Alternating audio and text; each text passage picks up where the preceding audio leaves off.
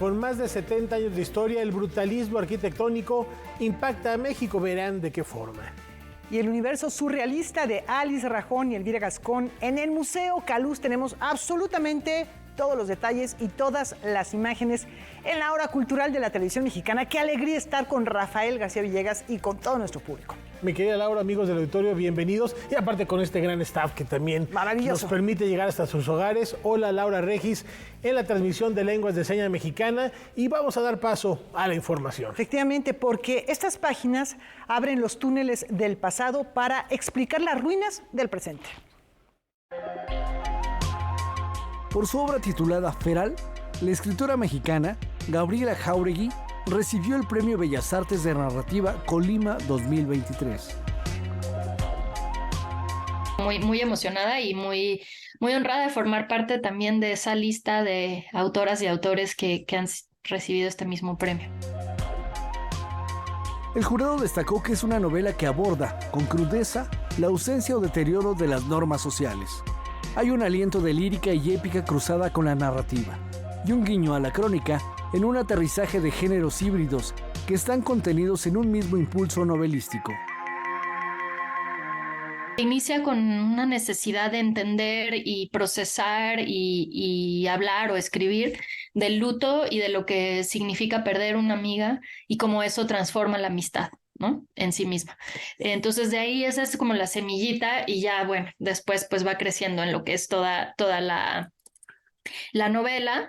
Y digamos que la otra semillita que estaba al inicio de todo era también las ganas de contar la tragedia de Ifigenia en un contexto contemporáneo.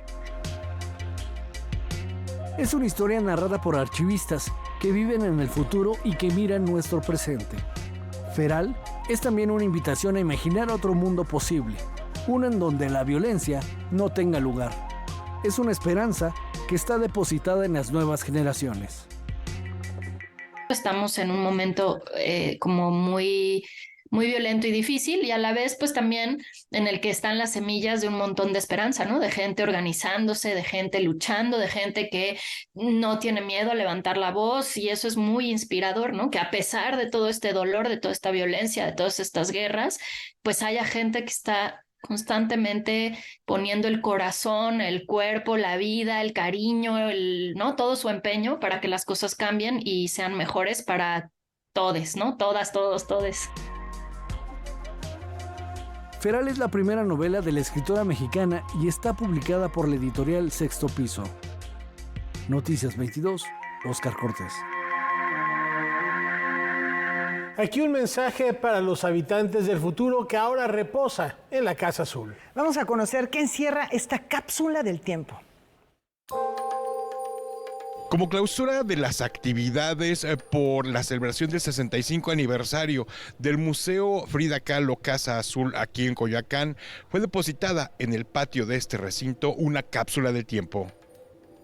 Este texto va a ser el último documento que vamos a incluir en esta cápsula del tiempo. Esta cápsula del tiempo nos está permitiendo hacer una reflexión acerca de todos los eventos, las actividades que hicimos en torno a esta celebración, que con diferentes públicos hicimos muchas actividades, muchos eventos, para seguir hablando acerca del legado de Frida Kahlo a través de su casa.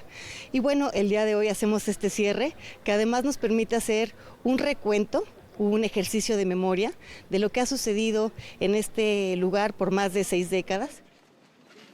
Los acervos fueron depositados y sellados en una caja de acero inoxidable, con la leyenda que su apertura sea un puente entre generaciones, uniendo las memorias con los anhelos por venir.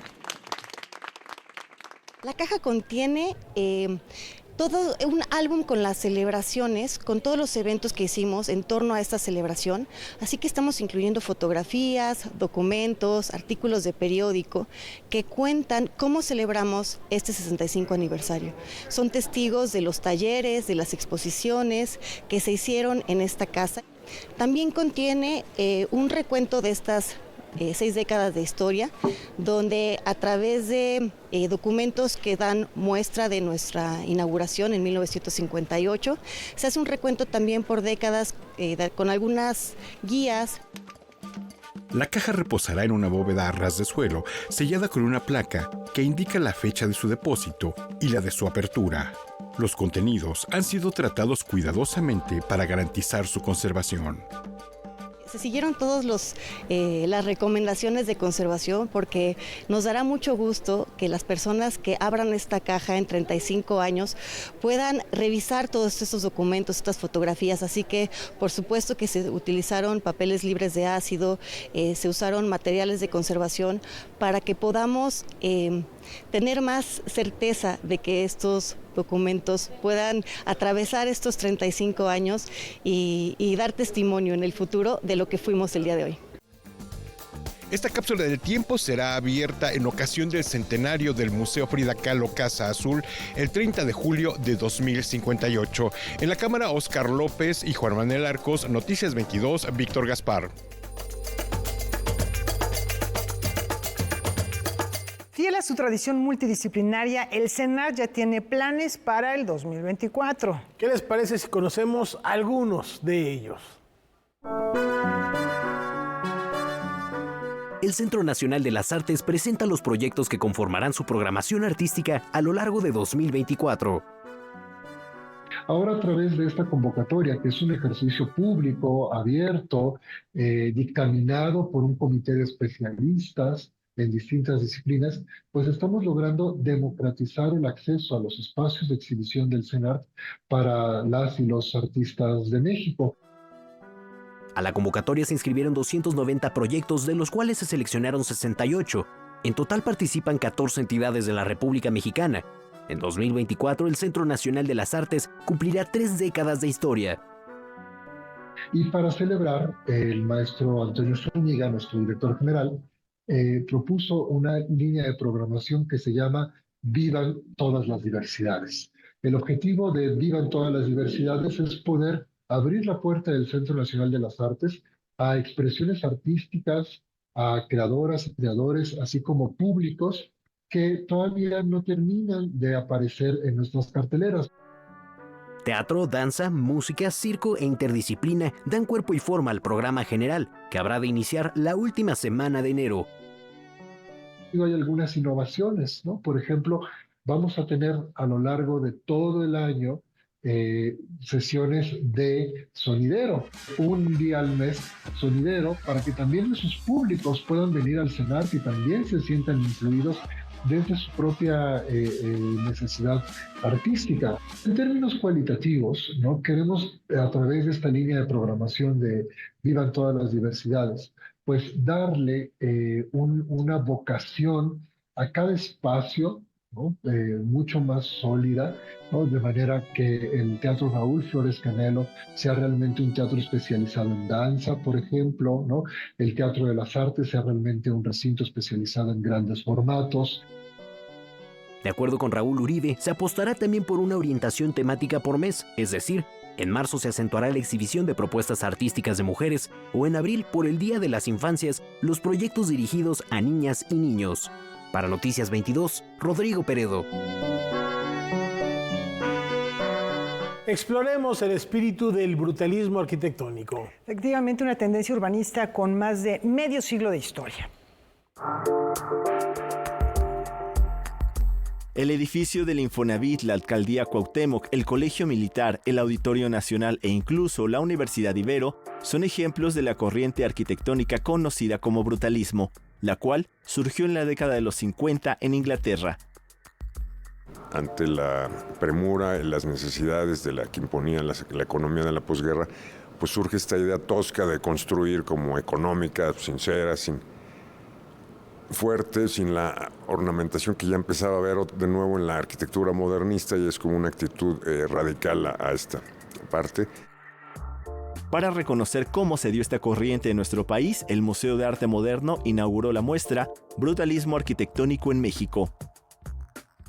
En México, a partir de los años 60, es que empieza a arraigar el brutalismo, con algunos antecedentes importantes. Podemos considerar como antecedente del brutalismo los frontones de CU, que son una integración a la topografía muy fuerte, una integración al paisaje.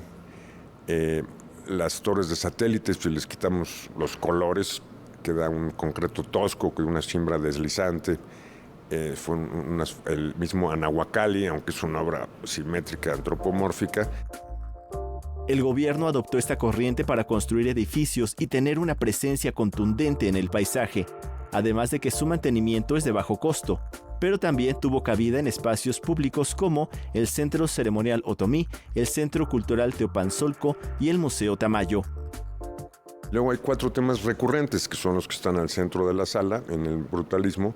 Uno definitivamente es la vivienda, en sus fundación, el Fobiste y el Infonavit en 1972. Tenemos también los prismas como tema central, los prismas escultóricos. En este afán volumétrico hay unos que definitivamente son expresiones casi escultóricas, y aquí nos introduce los arquitectones que hizo en los años 20 el artista suprematista, que fue otro ismo importante que confluye en el brutalismo, que es Casimir Malevich. Hizo estas maquetas de yeso que sugieren programas arquitectónicos.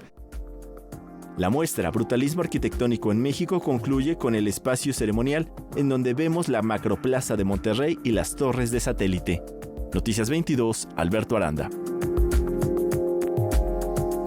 Bueno, muy interesante esta propuesta que no solamente es plástica, es arquitectónica, sino que tiene un carácter social. La idea, por ejemplo, de arquitectos como el suizo Le Corbusier, que trabajó mucho en Francia, tiene allá una unidad habitacional que hizo, por ejemplo, en Marsella, que todas las características se adaptan a este tipo de movimiento que busca ser muy igualitario con todas las unidades habitacionales, que no haya diferencias clasistas, digamos, sociales entre ellas, y que sean muy funcionales, que sean muy geométricas, con un plano abierto, que tengan espacios apropiados para una familia, pero tampoco opulentos, lujosos, sino decorosos simplemente, y que no necesiten mucho mantenimiento. Por eso estos enormes bloques de hormigón que no requieren estarse pintando, como las leyes en muchos países europeos lo requieren, sino que tienen un mantenimiento muy sencillo y no son caros. Así que, bueno, pues es una propuesta interesante desde el punto de vista político, ¿no? También. Muy similar a lo que sucede con estos multifamiliares que ya tienen varios años en la Colonia del Valle, donde además también se retoma este concepto que ahora está muy de moda de las ciudades de 5 minutos, porque estaban también con este concepto de que todos los servicios que pudieran ofrecerse a la ciudadanía quedaran cerca, desde escuelas, tintorerías, papelerías, absolutamente todo, a 5 minutos de distancia. Fenómeno que se está retomando hoy en el siglo XXI. Bueno, pues interesante propuesta, ahí le vamos a dar seguimiento. Y bueno, pues esta página que vamos a comentar de nuestra historia nos remonta 30 años al pasado. Y encuentra ecos en el Jardín Botánico del Bosque de Chapultepec. Nosotros hoy decimos basta, nosotros armados para hacer una revolución. Fue el 1 de enero de 1994 cuando el Ejército Zapatista de Liberación Nacional tomó 5 cabeceras municipales de Chiapas para dar a conocer la primera declaración de la Selva Lacandona, que estableció la guerra al gobierno mexicano en turno y demandó trabajo, tierra, techo, alimentación, salud, educación, libertad, justicia y paz. Para recordar esta lucha, el Fideicomiso para la Promoción y Desarrollo del Cine Mexicano en la Ciudad de México y la Oficina para la Memoria Histórica de México del Archivo General de la Nación inauguraron una muestra. Y arrancar pues homenaje, memoria a uno de los movimientos no solo más importantes de México, sino en el mundo, que ha dejado un legado fundamental para otras narrativas de lo que somos como mexicanos. A 30 años del EZLN, Memoria y Dignidad, es el título de esta exposición que se exhibe en la Galería Abierta Rejas de Chapultepec y que presenta 70 imágenes de 15 fotógrafos que durante 3 décadas se unieron a esta causa para documentar su lucha. El Campamento Civil por la Paz, las familias zapatistas, la formación de los niños en esta comunidad y las mujeres y madres zapatistas en protesta fueron parte de los momentos retratados por fotógrafos como Cecilia Candelaria, Pedro Valtierra, Patricia Aripgis, Elsa Medina y Francisco Mata.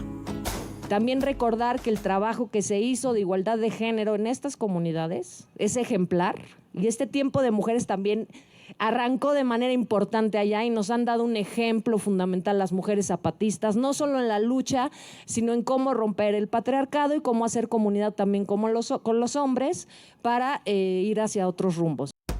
La propuesta visual es una de las diversas actividades preparadas por la Secretaría de Cultura de la Ciudad de México para conmemorar los 30 años del levantamiento del EZLN.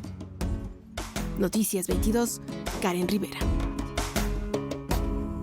Evocamos la memoria de un personaje que supo transformar sus preocupaciones en obras llenas de color. Por cierto, un personaje reconocido entre la corriente de los neorrealistas de Jalisco.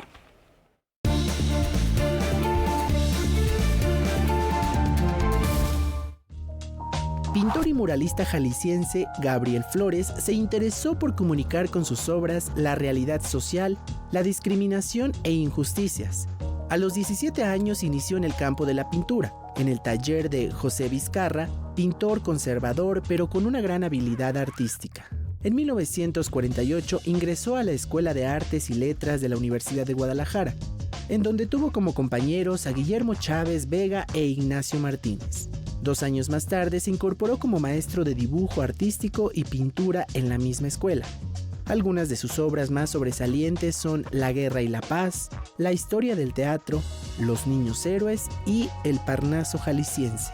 Además realizó un gran número de obras de caballete y dibujos, algunos de ellos fueron exhibidos en el Instituto Cultural Cabañas. Perteneció a la corriente artística de los neorrealistas de Jalisco, impulsada por el maestro Jorge Martínez desde la Escuela de Artes Plásticas de la Universidad de Guadalajara. Se le otorgó el premio de la Escuela de Artes y Letras de la Universidad de Guadalajara en 1950, la Medalla de las Artes Plásticas del Gobierno de Jalisco en 1975 y la Medalla Cuitzmala en 1988. Gabriel Flores murió el 14 de diciembre de 1993. No obstante, su obra y estilo peculiar lo mantienen vigente. Noticias 22, Alfonso Popoca. El Museo Nacional de las Intervenciones es el recinto donde se vivirá la noche más venturosa. Con su visión fresca de teatro barroco, la Compañía Nacional de Teatro Clásico Fénix Novohispano presenta la pastorela La Noche Más Venturosa, de José Joaquín Fernández de Lizardi. Lizardi se apega muy bien a textos bíblicos y sobre todo al carácter de los personajes. Porque Lizardi tiene una crítica, dice, no, es que las pastorelas se salen de la buena representación, se salen del buen modo de hacer teatro, y entonces él decide, como gran periodista que fue, hacer una crítica y escribir esta pastorela. Esta escenificación, que busca mostrar algunos de los obstáculos que los pastores deben superar para ver al niño Dios, es una aportación mexicana producto del mestizaje. Llegó Fray Pedro de Gante, que es el que tiene la idea brillante de traducir los cantos de la Virgen y la adoración al niño al náhuatl. Y es a partir de ahí que se desemboca hacia la pastorela. Al crear la capilla abierta, pues van metiendo estos elementos, como es la pintura escénica. En la parte trasera se colocan imágenes bíblicas y eso enriquece la puesta en escena. Y se crean los grandes atrios como este, que es también un convento franciscano del siglo XVI, para que quepan mayores personas para ver la representación y se haga la evangelización y la pastorela. A diferencia de otras pastorelas de la época, las cuales estaban llenas de diablos, el Luzbel de Fernández de Lizardi es el principal enunciador de los temas bíblicos, dotando de un temor de Dios. ¿Qué ocultos tenéis al sabio soberbio? Hay música en vivo, como se acostumbra en las representaciones teatrales, y es un cuarteto de cuerdas, 2 violines, viola y cello. Verónica Peralta, África Santiago son las que llevan la fuerza y el ritmo y los incidentes con la música. Luego también tenemos una soprano y un tenor que también interpretan los cantos dentro de la pastorela. 12 actores, un guitarrista, que van marcando los incidentes y todas las peripecias que van sucediendo en la pastorela. Un último elemento importante para el público, que al final que van a cantar, que van a bailar, si así lo desean, pero al final van a cenar también. La chef Elvira Barca ha preparado unos deliciosos tamales en hoja de plátano, gourmets, todos tamales, de champiñones y otras cosas deliciosas, con un ponche calientito. Las presentaciones se llevarán a cabo los días 15, 16, 17, 21, 22 y 23 de diciembre en el Museo Nacional de las Intervenciones. Noticias 22, Óscar Cortés. Prueba que no puede ser. Y aquí hay una provocación que se plantea desde el arte para responder una pregunta muy, muy compleja. ¿De qué nos van a perdonar? Desde sus días como estudiante en el CCH Oriente, Antonio Valverde comenzaba a dar visos de la clase de artista en que se convertiría. Uno que ante todo pone su trabajo gráfico y plástico al servicio de la denuncia y la crítica, siempre comprometido con las causas sociales que persiguen un México más justo.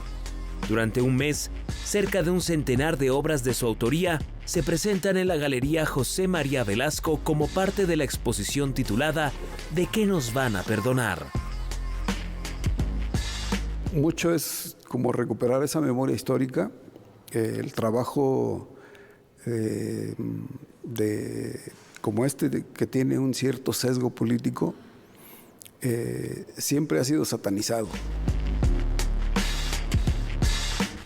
Por medio de grabados, ilustraciones, pinturas, esgrafiados y obras realizadas con la técnica del Scratch, conoceremos los acontecimientos históricos que han interesado a Antonio Valverde, así como las luchas sociales que ha acompañado con su producción artística. Una crónica visual en la que resuenan casos como la desaparición de los 43 normalistas de Ayotzinapa, el asesinato del activista Samir Flores y la matanza de Acteal. Sobre todo hemos enfocado mucho el trabajo en apoyo al STLN, desde el surgimiento, el levantamiento, primero para detener la guerra y luego en sus demandas, ¿no? La muestra está dividida en dos partes. La primera corresponde al trabajo de Valverde, alumno destacado de Gilberto Aceves Navarro, Luis Nishizawa y Enrique Estrada. La otra, más pequeña, presenta una carpeta gráfica donde 30 artistas recuerdan el alzamiento del Ejército Zapatista de Liberación Nacional. Con este tipo de trabajo gráfico es como queremos apoyar o apoyamos para que la gente conozca y que también no pierda la memoria. Son 30 años del levantamiento zapatista, pero son 40 años de la fundación del ZLN y 20 años de la fundación de los Caracoles. ¿De qué nos van a perdonar? Exposición individual del pintor y dibujante Antonio Valverde permanecerá hasta el 14 de enero en la Galería José María Velasco, localizada en la Colonia Morelos. Noticias 22, César H. Meléndez. Después de la tempestad viene la fuerza expresiva. Vamos a ver. Héctor Maciel ha plasmado en su trabajo plástico la expresividad del cuerpo, mostrando una clara referencia al expresionismo alemán. En su más reciente exposición titulada Fragmentados, continúa poniendo su interés en el dolor, la miseria, la guerra y la devastación, pero con un cambio muy claro después de haber vivido el paso del huracán Otis. Lo viví, lo sentí, y el estar pintando sobre ese tema es una sensación más fuerte aún, más fuerte que estar pintando cualquier otro tema, porque fue algo de verdad que me marcó, que sí me asustó, fue algo dramático, algo que no vamos a sanar tan fácilmente, ¿no? Seguimos como una especie de duelo. Mientras pintaba las piezas, estaban los helicópteros de la CFE, de varias dependencias sobrevolando alrededor de mi estudio en esa área, así que estaba pintando y veía, por ejemplo, cómo los helicópteros estaban con los postes, colgando del helicóptero los postes, para ubicarlos exactamente donde ya tenían el agujero para meterlos, ¿no? Postes grandes. La obra, reunida en la Galería Aguafuerte, presenta dos momentos en su producción. Es una exposición en la que se exploran los sentimientos del ser humano, como la tristeza, la melancolía, el dolor, la soledad, la locura, que son estos sentimientos del ser humano muy fuertes y que me gusta mucho explorar ahí en esa parte, que es donde encuentro también mi fuerza expresiva. Entonces entra el huracán Otis y pues destruye la mitad de mi obra. Lo que decidí fue, después del huracán, salir a las calles y recuperar objetos que el huracán destruyó objetos que arrancó, como letreros de las calles, de los señalamientos, tapaderas de tinacos, maderas, trozos de madera, lámina, en fin, diversos objetos tridimensionales también, como algunos tambos de gasolina de los pescadores que salen en las playas a pescar, y que muchos de ellos pues ya no regresaron, ¿no? Murieron. Letreros, pedazos de madera y objetos que encontró a su paso son apropiados y utilizados como soporte para expresar lo que vivió Héctor Maciel en Acapulco. Estos tambos nos hablan, lo que está plasmado ahí es dolor, es muerte, es familiares, digamos que llorándole a sus muertos, a los pescadores. En ese sentido, pues sí tiene como una historia, el origen, y se relaciona.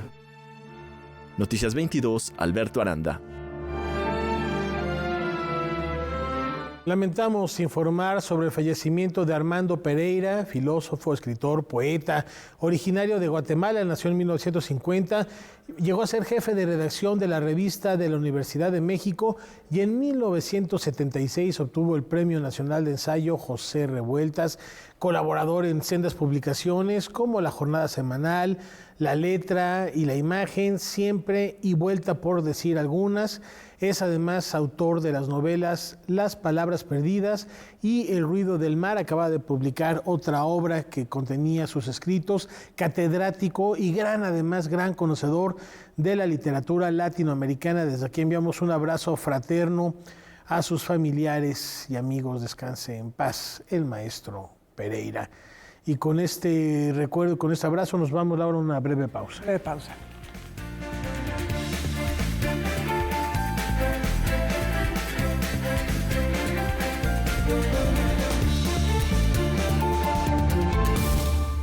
CNO, Compañía Nacional de Ópera. La Secretaría de Cultura del Gobierno de México y el Instituto Nacional de Bellas Artes y Literatura festejan el 75 aniversario de la Compañía Nacional de Ópera. Esta agrupación está integrada también por la orquesta y por el coro del Teatro de Bellas Artes. Inició como Asociación Civil Ópera Nacional en 1943. 5 años más tarde, con el IMBA, comienza sus actividades como Ópera de Bellas Artes.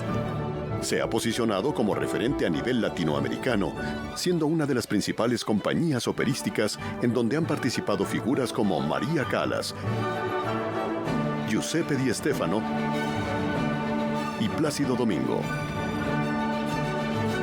Compañía Nacional de Ópera. Orgullo Imbal. Secretaría de Cultura. Gobierno de México. Quiero lo mejor para México. Más oportunidades. Que podamos jugar y sentirnos seguros. Más empleo y bien pagado. Necesitamos de ustedes para que a México le vaya muy bien.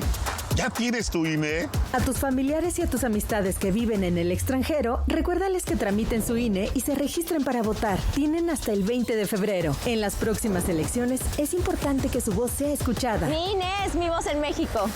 INE.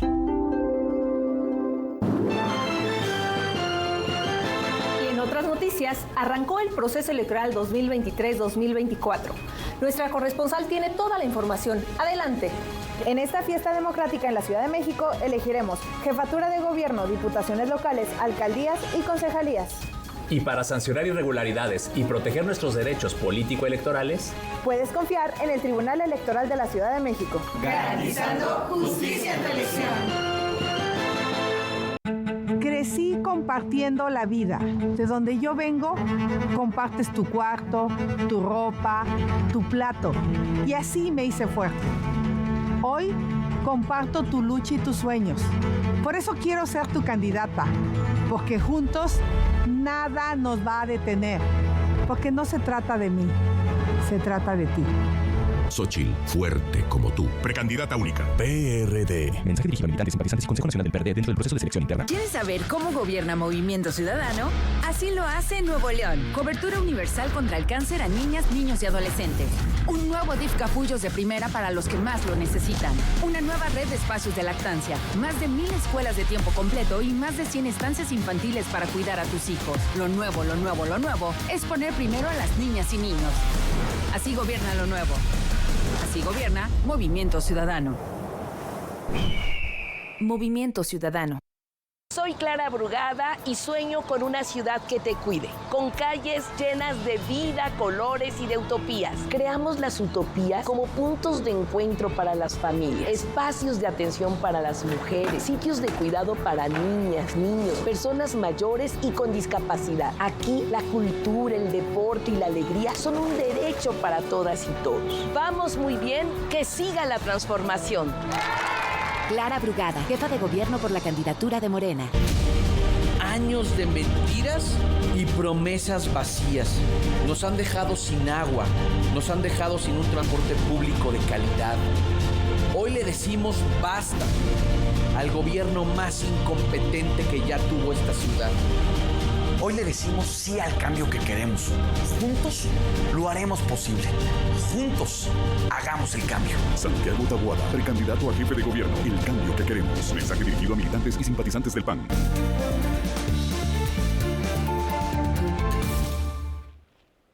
Llegó el momento de sumarnos a la tarea colectiva y leernos en otros.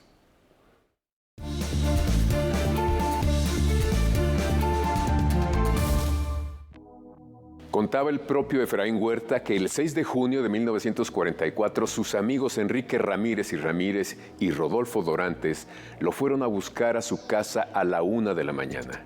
Querían enseñarle un cable con la noticia más reciente de Europa que anunciaba la embestida final contra los nazis. Su reacción fue ponerse a escribir un poema que estuvo listo en 2 horas. Así nació Canto a la Liberación de Europa, que publicó José Revueltas en la primera plana de El Insurgente, un periódico quincenal de divulgación política y vida efímera. Esta anécdota describe el carácter del poeta, de quien el Fondo de Cultura Económica puso a circular recientemente una antología poética preparada por Carlos Montemayor. Huerta lo mismo cantó al amor que al Che Guevara, al más puro misterio, que es el misterio del aire, que a la amplia y dolorosa ciudad de cenizas y tezontle, a María Félix y al petróleo, a Lorca, al Tajín, a la Diana Cazadora. A Carlos Montemayor debemos uno de los razonamientos más contundentes contra las razones de quienes menosprecian la poesía con temas políticos. Los poemas, dice Carlos, solo deben valorarse en función de criterios poéticos. Abundan los poemas de amor mediocres y la Divina Comedia, la Orestiada, Antígona, la Eneida, son poemas políticos si se quiere, pero poemas al fin. Efraín Huerta es un gran poeta, como da cuenta esta antología. Los libros son ventanas para mirar lo nuevo y para mostrar lo nuestro. También son puentes para transitar por esos mundos paralelos que enriquecen al nuestro. Cuénteme qué lee, porque la lectura es una tarea colectiva. Nos leemos en otros. Con 6 décadas de historia, esta puesta en escena ya es toda una tradición, y más en estas temporadas decembrinas que ya se está armando la posada, la pastorela, y no solo, esto es muy importante, volver la mirada de una forma centralista, sino a otras partes de la República, como esta que les vamos a presentar a continuación, porque 60 años se dice rápido, pero es toda una trayectoria. Vean de qué se trata. Junto con el mes de diciembre llegan las populares representaciones del nacimiento de Jesucristo, las llamadas pastorelas, y desde hace 60 años se realiza una de las más llamativas y representativas del pueblo de Tepotzotlán. Es una pastorela muy especial, muy cuidada, muy respetuosa a lo que es la parte religiosa de llevar a estos pastores a Belén, y con las tentaciones con esta picaresca que tiene el texto que armó Jaime Saldívar, mi cuñado, hace 60 años. Actores como Julio Casado, León Michel, María Garagarza, Paloma Jiménez, Sergio Ochoa, Ernesto Anaya e Isela Rico estarán presentándose al lado de los pastores del pueblo, actuando este juego entre el bien y el mal, este último gobernado por 3 pecados: la gula, la riqueza y la lujuria. Cada año tiene un toquecito diferente, hay una puntada diferente, un toquecito de actualidad que hace que sea muy jocoso y que le da mucho gusto venir. Por supuesto, también cada actor, cuando hay un cambio de reparto, también cada actor le pone su sello y le pone su humor especial.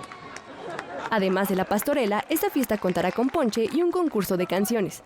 Después de la obra, la tradición continúa, pues se realiza la típica procesión con los peregrinos, los cantos para pedir posada y una rica cena navideña acompañada de las divertidas piñatas.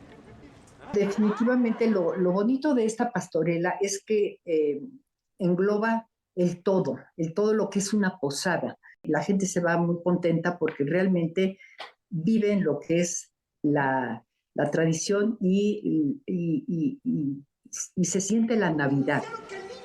Del 15 al 23 de diciembre, los días en los que tradicionalmente se realizan las posadas, se estará presentando esta pastorela en el Museo Nacional del Virreinato. Los boletos pueden adquirirse en Ticketmaster. Así que ve tomando carretera hacia este pueblo mágico y vive una noche navideña extraordinaria. Para Noticias 22, Natalia Ochoa.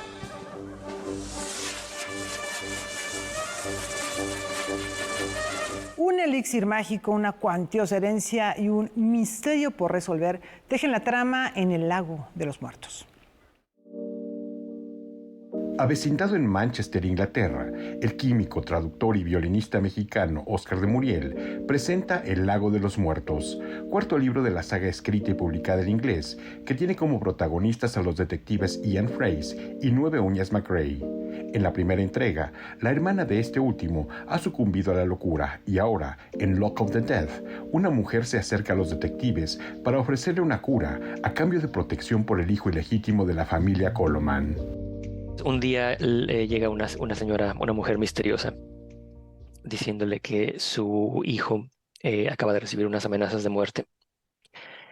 Su hijo acababa de ser nombrado heredero de una cuantiosa fortuna de una familia que vive en el Lago de los Muertos y tiene unos archipiélagos en medio, y es tan grande que unas de esas islas tienen sus propios lagos. Y existe la leyenda que hay un pozo ahí que es antiquísimo y que las aguas de ese pozo curan la locura. De Muriel ambienta su libro en una atmósfera gótica y lo emplaza en el lago Mary, al norte de Escocia, a partir de un viaje que realizó a la región. Con El Lago de los Muertos, el autor se mueve en la tradición de literatura del Reino Unido, en la que se exploran el mundo de los detectives y de las tradiciones y leyendas. El mejor ejemplo es Conan Doyle, que estudió medicina y era doctor, era científico, el padre de Sherlock Holmes, que todo lo resuelve a través de la lógica. Y él estaba obsesionado con el espiritismo y con hablar con los muertos. Entonces era esta época en la que puedes tener un caso en el que tus dos detectives, uno es súper racional, el otro es súper metido en el ocultismo. Y los dos tienen argumentos igualmente fuertes. En su creación, el autor no solo ha realizado un trabajo literario, sino también de investigación del lenguaje y la cultura. Hay ciertos, incluso en la jerga, los modismos de aquella época, que me interesó mucho ponerme a investigar cómo ha cambiado el lenguaje entre regiones y también en el tiempo. Entonces, cuando decidí empezar a escribirlo en inglés, como que toda la trama fluyó mucho más, no nada más por el idioma, sino también por la cultura. Luego, por ejemplo, hay palabras que no tienen equivalente en español. El Lago de los Muertos aparece en Editorial Montena, en una traducción al español de su propio autor. Noticias 22, Víctor Gaspar. Aseguran que fenómenos extraterrestres alteran la navegación de las aves. En 1958, parvadas de aves raras fueron avistadas en lugares muy alejados de sus rutas migratorias usuales. observadores de aves y ornitólogos de la época desconcertados consideraron que el fenómeno era extremadamente difícil de entender, pues el clima era casi perfecto para orientarse. Nuevas investigaciones, 65 años después, han descubierto que el clima de la Tierra no es lo único que puede hacer que las aves se desvíen de su rumbo, sino también fenómenos extraterrestres, informó The Smithsonian Magazine. El clima espacial, con explosiones de energía magnética del Sol en forma de manchas solares, erupciones solares y eyecciones de masa coronal, parecen afectar la forma en que las aves navegan, pues, al igual que otros animales como las ballenas, las tortugas y los peces, tienen la capacidad de detectar perturbaciones geomagnéticas inesperadas. Los humanos no tenemos magnetorrecepción, pero los sistemas tecnológicos sí registran estas alteraciones del campo geomagnético de la Tierra, que provocan descargas de electricidad estática. Estas pueden abrumar a los satélites que alimentan el GPS y provocar la caída de líneas eléctricas. Una de las investigaciones, publicada primero en Proceedings of the National Academy of Sciences, midió los efectos que las perturbaciones transitorias debidas al clima espacial tienen en las aves que migran cada noche y encontró una disminución significativa en el número de migraciones, cerca del 10%, durante altas perturbaciones geomagnéticas. Además, las aves que migraron en otoño se comportaron de manera extraña. En lugar de volar contra el viento como es habitual, se dejaron llevar hacia donde éste las empujara, lo cual, especularon los investigadores, las desvió de su curso, extraviándolas. El otro estudio, publicado primero en Scientific Reports, descubrió que durante las migraciones de otoño, las perturbaciones geomagnéticas estaban fuertemente asociadas con la vagancia de las aves. Las más jóvenes realizarían sus primeros viajes migratorios en esa época y su sentido interno de dirección podría no estar tan afinado como el de las aves maduras que ya han volado la ruta. De cualquier forma, ningún estudio puede explicar con certeza las decisiones de navegación de las aves. Tendríamos que ser pájaros para saberlo, señaló un científico a The Smithsonian Magazine. Para Noticias 22, Katia León Monterrubio. Veamos qué propuesta nos tiene esta noche el crítico de cine Leonardo García Tsao. Hola, ¿qué tal? ¿Cómo están? Buenas noches. Pues continúa la celebración del cumpleaños número 80 de Arturo Ripstein, el gran director del cine mexicano, y lo hace en esta ocasión con El Imperio de la Fortuna, que es una película que marcó un punto y aparte en la filmografía de Ripstein, en la medida de que se trata de su primera colaboración con su pareja, la guionista Pasalicia García Diego, quien escribiría todos sus guiones desde entonces hasta la fecha. Ciertamente fue un testimonio al talento de la escritora, la adaptación de un argumento de Juan Rulfo, que había dado lugar a una anterior película, El Gallo de Oro, filmada por Roberto Gabaldón en 1964. A diferencia de esta, la realización de Ripstein no tiene nada de folclórica. De hecho, despertó en los espectadores la objeción de que así no eran los palenques mexicanos. Desde luego que no. El universo creado por Ripstein es una visión personal, subjetiva, de un México devaluado, depauperado y contaminado por una modernidad tan barata como vulgar. Así, esa historia de un gallero que encuentra en un gallo y en una mujer a sus talismanes de la suerte se convirtió en un testimonio sórdido de cómo la provincia de nuestro país ha pasado también por un proceso de descomposición. El Imperio de la Fortuna obtuvo en 1987 9 premios Ariel, incluyendo el de Mejor Película y Mejor Director. La película se exhibe esta noche aquí por Canal 22 y también el domingo en el canal 22.2 Nuestro Cine. Consulten nuestros horarios para ver cuándo se exhiben y nos vemos la próxima semana. Gracias. No las encuentra ninguno, no las van a destrozar. los viajes en el tiempo y más allá de nuestra galaxia pueden ser una realidad. Fíjese que un mexicano está desafiando la relatividad.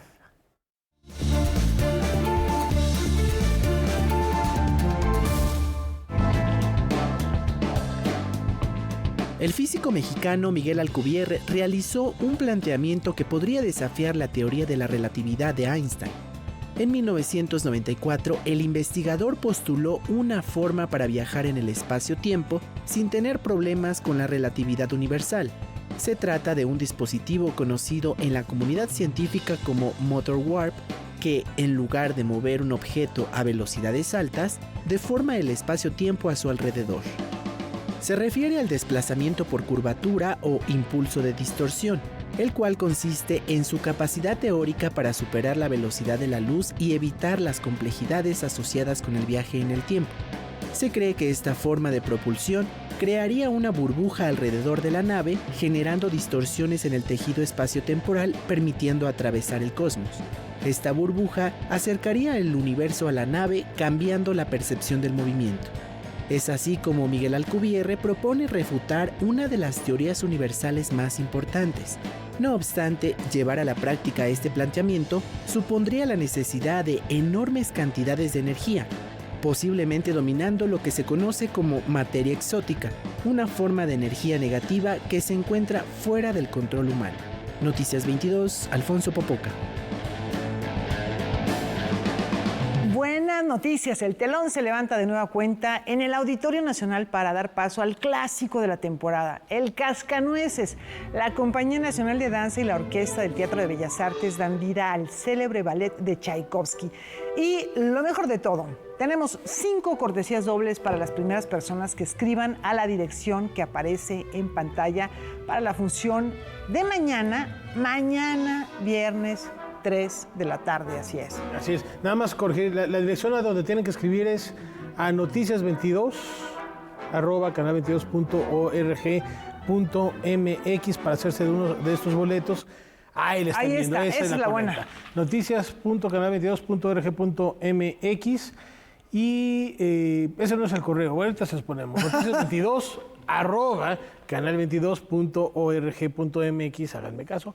Y ahí las primeras 5 personas que escriban van a poder acudir mañana a este estreno del Cascanueces, un ballet con muchísima historia de la autoría de Piotr Ilich Tchaikovsky, basado en un cuento de Alejandro Dumas, que a su vez adaptó de Ernst Theodor Amadeus Hoffmann, Ita Hoffmann, que era un hombre muy polifacético, un hombre que cantaba, hacía música, escribía libros, fue más famoso por su escritura, que inclusive Offenbach le hizo una ópera a propósito de sus cuentos. Pero el cuento, de manera particular, del Cascanueces y el Rey de los Ratones, ahora sí, ahí está el correcto. Si me pueden dejar un segundito para que, por favor, nuestro público lo pueda apuntar, ¿no? Bueno, y nada más para cerrar la idea, Hoffmann escribió un cuento bastante oscuro, sí. Entonces cuando lo retoman, le quitan esa oscuridad para que pudiera ser adaptado a los niños, y Alejandro Dumas hace la versión que ya después le pondría música a Tchaikovsky, y las versiones, por supuesto, coreográficas que trascienden, la de Marius Petipa y después la de Lev Ivanov, que es la que prevalece en nuestros días. Es la que se interpreta en estas ocasiones. Bueno, excelente información. Muy buenos datos. Para la sobremesa, después de que se vayan a ver el Cascanueces, se toman un cafecito y platican a propósito de estas curiosidades. Y cambiamos de tema, les decimos que es alarmante el incremento de empleo infantil en la Unión Americana. El trabajo infantil ha sido muy valorado por diferentes industrias a través del tiempo, como la industria minera en Inglaterra durante el siglo XVIII, por ser una mano de obra más barata que la de los adultos. Ahora, en pleno siglo XXI, se registró un nuevo récord, pues casi 400,000 niños llegaron al país, huyendo de sus lugares de origen para tener una mejor calidad de vida, persiguiendo el sueño americano. La mayoría de estos niños han terminado en trabajos clandestinos como el techado y la construcción, de acuerdo con trabajadores sociales. Incluso mencionan que en los últimos años están viendo más niños migrantes sufrir lesiones graves en las cuadrillas de techadores. Según el Instituto Nacional de Seguridad y Salud Ocupacional, los niños que trabajan en obras de construcción tienen 6 veces más probabilidades de morir que menores que realizan otros trabajos. El Departamento de Trabajo informa que alrededor de 100 techadores mueren al año, la mayoría de las veces por caídas. Aunque el peligro es muy latente, existe un poderoso incentivo que los convence de realizar el trabajo. En la pequeña ciudad de Homestead, Florida, The New York Times habló con 20 niños migrantes, mejor conocidos como ruferitos, y uno de ellos mencionó que al subir a los tejados lo hacen sin ningún tipo de seguridad. Itzel Sánchez, jefa de equipo de una construcción, dijo que contrata menores de edad porque no le gusta rechazar a niños necesitados.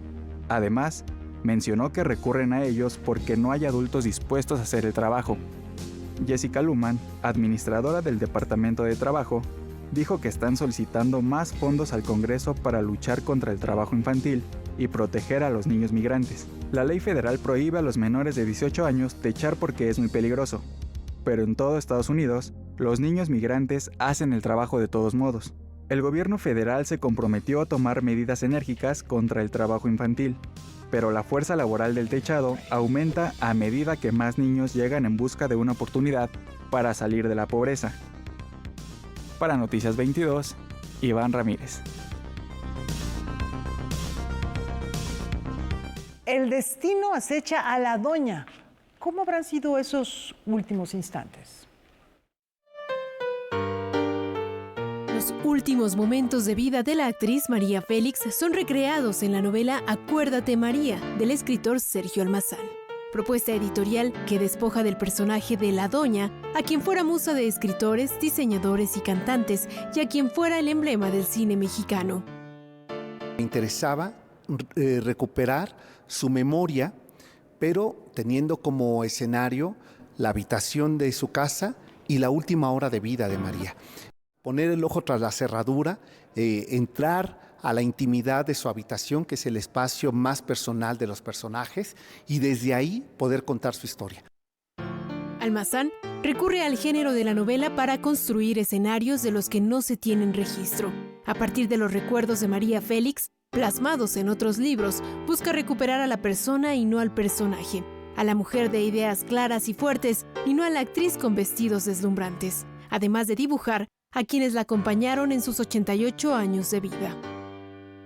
Vamos a ver, por supuesto, a su hijo Enrique, vamos a ver aquí a sus padres y también vamos a ver a otros personajes como Octavio Paz, como Pita Amor, como Leonora Carrington. Es decir, ese escenario del México de los 60 que se está construyendo la modernidad en las artes. Después de que se publicara la primera edición de Acuérdate María en 2014, la novela regresa, ahora enriquecida con fotografías inéditas. Un archivo fotográfico que gracias a la lente de Pepe Cepeda, que en la década de los 90 salió con María a recorrer el centro histórico. Y a mí me parecía que era uno de los recursos fotográficos más interesantes. Noticias 22, Karen Rivera. Y nos despedimos, como es costumbre, lo hacemos con música perteneciente a una de las dinastías más célebres en la historia. El 14 de diciembre de 1788 muere Carl Philipp Emanuel Bach, clavecinista, flautista, compositor, ese precursor, ese puente entre el clasicismo y el romanticismo. El quinto hijo, por supuesto, de Johann Sebastian Bach, por ahí va lo de las dinastías. Y además, Laura fue ahijado de Telemann. Cuando Telemann deja de ser el clavecinista oficial y el músico de la corte de Hamburgo, entra a suplirlo Carl Philipp. Que bueno, tuvo muchos hijos Bach. Bach es casi sinónimo de músico en su tiempo, pero este hijo en particular tuvo mucha mayor resonancia por su talento. Disfrútenlo.